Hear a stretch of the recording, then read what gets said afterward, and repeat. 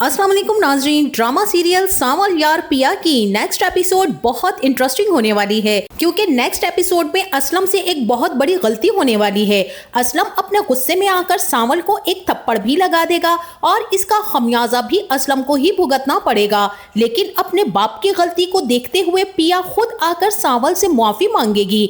तो क्या अब सांवल पिया को उसके बाप की गलती के लिए माफ कर देगा, या फिर सांवल भी पिया से कह देगा कि आइंदा प्लीज आप हमारे यहाँ मत आइएगा? तो इस बारे में हम बताएंगे आपको आज की इस वीडियो में। लेकिन इससे पहले अगर आपने हमारा चैनल अभी तक सब्सक्राइब नहीं किया है तो बहुत शुक्रिया के साथ पहले चैनल को सब्सक्राइब कर लीजिए। तो नाज़रीन, जैसा कि टीपू भी पूरी कोशिश कर रहा है कि सांवल अपनी सस्सी को भूलकर पिया की तरफ रागिब हो जाए और पिया और सांवल की सेटिंग भी हो जाए, क्योंकि अब सांवल तो टीपू को समझा रहा है कि भाई चुप करके बैठ जाओ। उसका बाप देखा है तुमने कि किस तरह से हमें गुंडा मवाली समझता है, हमारी इज्जत तक नहीं करता, वो कहाँ अपनी बेटी देगा।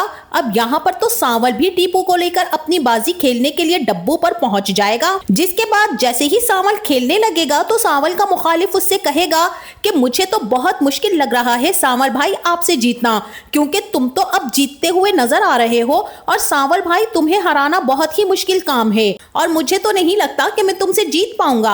अब यहाँ पर सांवल कहेगा कि उसकी सिर्फ और सिर्फ एक ही वजह है, क्योंकि तुम सब इसलिए खेलते हो ताकि मुझे हरा सको और मैं इसलिए खेलता हूँ ताकि जीत सकूं। यही फर्क है हम दोनों में। तो अब यहाँ पर जैसे ही सांवल आखिरी बाजी लगाएगा तो सांवल ही जीत जाएगा और इसके बाद सारे लोग सांवल सांवल चिल्लाना शुरू कर देंगे। तो यहाँ पर यह बात साबित हो जाएगी कि सांवल से अच्छा डब्बू कोई खेल ही नहीं सकता है। लेकिन अब बहुत जल्द सांवल को इस जीत का इनाम भी मिलने वाला है और वो इनाम एक खूबसूरत गिफ्ट के तौर पर होगा। और सांवल जीतने के बाद टीपू से कहेगा कि टीपू जाओ जाकर नो स्मोकिंग बोर्ड लेकर आ जाओ, क्योंकि पिया जी को बड़ा मसला है हमारी स्मोकिंग से। आइंदा यहाँ पर कोई स्मोकिंग नहीं करेगा, इसीलिए मुझे बोर्ड लेकर आना होगा। और टीपू फौरन से नो स्मोकिंग का बोर्ड लाकर सांवल को दे देगा।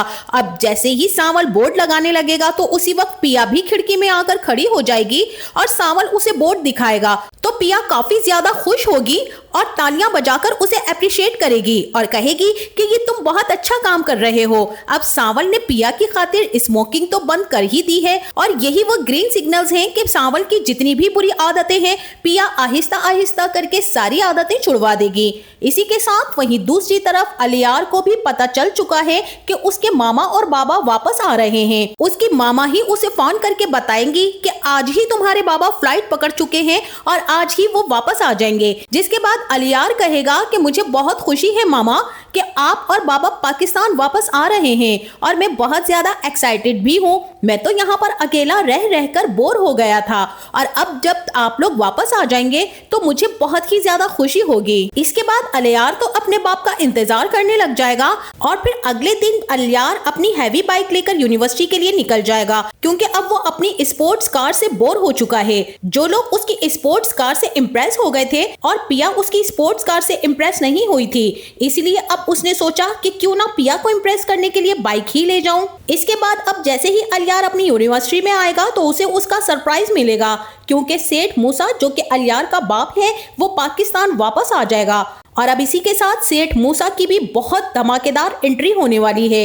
एक आदमी जिसने घटिया काम से स्टार्ट किया वो इतना बड़ा आदमी कैसे बन गया, इसके पीछे भी अभी बहुत बड़े राज होंगे जो कि आगे चलकर इस ड्रामे में खुलने वाले हैं। और अब मूसा के कर्मों का फल सिर्फ और सिर्फ अलियार को भुगतना पड़ेगा, क्योंकि वहीं दूसरी तरफ असलम भी बहुत ज्यादा परेशान है कि अब ऐसा कौन सा सेठ पैदा हो गया है जो उसकी वर्कशॉप खरीदना चाहता है। और यही बात आकर वो अपनी बीवी को भी बताएगा और कहेगा कि कुछ गुंडे मवाली लग रहे थे, मुझे कह रहे थे कि हमारा सेठ चाहता है कि ये वर्कशॉप खाली हो जाए, जल्द से जल्द उसे यहाँ पर प्लाजा बनाना है। अब यहाँ पर असलम की बीवी जकिया कहेगी कि एक मुसीबत खत्म होती है तो दूसरी मुसीबत हमारे गले पड़ जाती है। अब हमें लगा था कि यहाँ पर आकर रहने लग गए हैं तो कुछ अच्छा हो जाएगा, हमारा यहाँ पर दिल भी लग गया है और हम यहाँ से अब जाना भी नहीं चाहते हैं। तो ये मसला खड़ा हो गया है, ना जाने कौन से लोग हैं जो आपकी वर्कशॉप के पीछे पड़ गए हैं। अब यहाँ पर असलम कहेगा कि मुझे तो यही लग रहा है कि वो लोग सांवल से मिले हुए हैं और ये सारे का सारा काम सांवल ही करवा रहा है। वो ही है इस गली का गुंडा, उसी के काम होंगे ये सब कुछ। गुंडे मवालियों के साथ तो उसके बहुत अच्छे ताल्लुकात होंगे, इसीलिए उसने भेजे होंगे वो बंदे और मुझे पूरा यकीन है कि ये उसी का काम है। अब ये सारी बातें बाहर खड़ी पिया भी सुन लेगी और ये बातें पिया को बहुत ही ज्यादा बुरी लगने वाली हैं कि उसके बाबा ऐसा सोच रहे हैं। और ये भी हो सकता है कि पिया भी इस बात पर यकीन कर ले और सोचे कि अब उसे सांवल से इस बारे में पूछना होगा कि अगर ये काम वो कर रहा है तो ऐसा कोई भी काम वो ना करे तो बेहतर ही होगा। अब यहाँ पर असलम और असलम की बीवी जैसे ही बातें कर रहे होंगे तो नीचे सांवल के दोस्त भी क्रिकेट खेलना शुरू कर देंगे और उनके खेल के दौरान बॉल आकर असलम की गाड़ी पर लग जाएगी और असलम की गाड़ी का शीशा टूट जाएगा। ये देखते ही असलम तो बहुत ही ज्यादा गुस्से में आ जाएगा और नीचे आकर काफी ज्यादा चीखने चिल्लाने लग जाएगा और कहेगा कि ये सड़क है या खेलने का मैदान है, अगर आप लोगों ने खेलना कूदना है तो मैदान में जाइए ना। और फिर सांवल बताने लगेगा कि असलम साहब बात यह है कि आपकी गाड़ी के शीशे हमने नहीं तोड़े। तो उसी वक्त असलम भी सांवल को एक जोरदार थप्पड़ लगा देगा और ये देखते ही सांवल के सारे दोस्त जैसे ही असलम की तरफ बढ़ेंगे तो उसी वक्त सांवल भी उन लोगों को रोक देगा और ऊपर से पिया भी देख लेगी कि उसके बाप ने ये हरकत की है। अब यहाँ मुझे तो यही लगता है कि असलम की तरफ मुसीबतें आती नहीं हैं, बल्कि असलम खुद मुसीबतों को दावत देता है और अब उसने ये काम सांवल को थप्पड़ मारकर कर दिया। हालांकि असलम इस बात को बहुत अच्छे से जानता है कि सांवल गली का गुंडा है, इतने सारे उसके पास लोग हैं, उसके बावजूद सांवल को थप्पड़ मारने की जरूरत ही क्या थी। और मुझे तो ये समझ नहीं आती कि असलम को क्या तुक बनती है कि वो सांवल को थप्पड़ मारे। हो सकता है कि यहाँ पर सांवल असलम को समझाएगा और कहेगा कि मैंने कुछ नहीं किया और ना ही मेरे लड़कों ने कुछ किया है, वो बच्चे गली में यहाँ पर क्रिकेट खेल रहे थे, हम भी उन्हें रोकने ही आए थे। इतनी देर में उन लोगों ने गेंद मारकर आपकी गाड़ी का शीशा तोड़ दिया और आपने बिना सोचे समझे हमें इल्जाम दे दिया और हम पर ही अपना गुस्सा निकाल दिया। असलम ये बात मानने के लिए यहाँ पर तैयार ही नहीं होगा, लेकिन टीपू भी मैदान में आएगा और असलम से यही कहेगा कि जो भाई कह रहे हैं वही ठीक है। और फिर सारे के सारे बच्चे आकर असलम से माफी मांगेंगे और कहेंगे कि अंकल आइंदा हम यहाँ पर नहीं खेलेंगे, हमें इस मर्तबा माफ कर दीजिए प्लीज। और फिर हो सकता है कि असलम शर्मिंदा हो जाए कि उसने सांवल को थप्पड़ मार दिया, लेकिन असलम जितना मर्जी शर्मिंदा हो जाए सांवल से तो वो माफी कभी भी नहीं मांगेगा।